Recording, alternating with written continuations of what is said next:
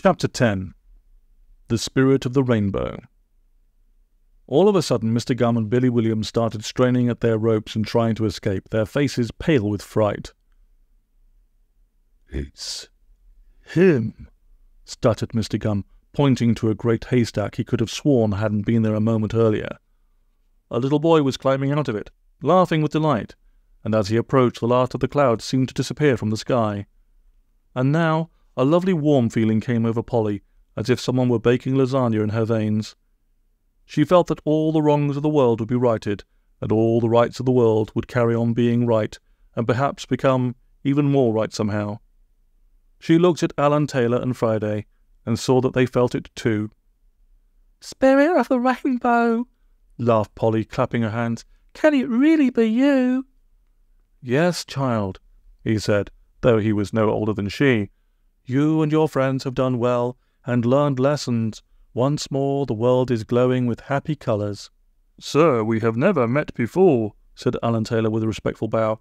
"Yet you seem familiar, as if I have seen you in brief moments of happiness." "It may be so," replied the Spirit of the Rainbow with his honest mouth.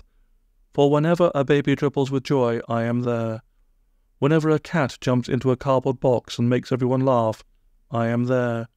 Whenever somebody blows a bubble and it rises on the wind and doesn't pop for ages, I am there. And now, old man," he said, turning to Friday, "look around this cliff top, for I believe there are plants of healing to be found, which will ease your wounded legs." Looking around, Friday saw a clump of enormous green dock leaves, which he could have sworn hadn't been there a moment earlier.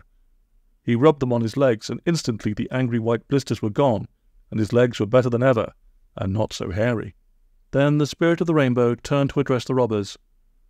"Robbers," he began earnestly, "when will you realize that the world is a place of harmony and getting along with people? For your greed has undone you, and now—" "Spirit!" called a voice from over the hills. "Come on, or we'll be late." "Oops," said the Spirit of the Rainbow, looking at his watch. "I've got to go, or my mum'll kill me. We're visiting my aunt." And he chucked them a handful of fruit chews, and off he ran.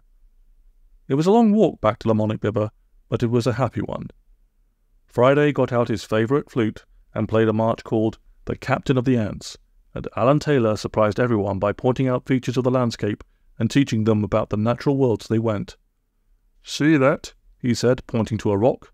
"That is a rock, and those colourful things over there, they are known as flowers."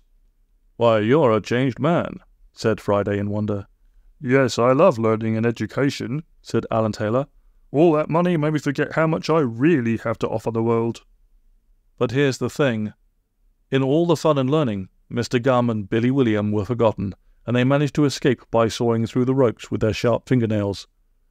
"Let's get out of here, Caterpillar Joe," whispered Mr. Gum, and off they tiptoed in their hobnail boots, and where they went, nobody knows but the wind.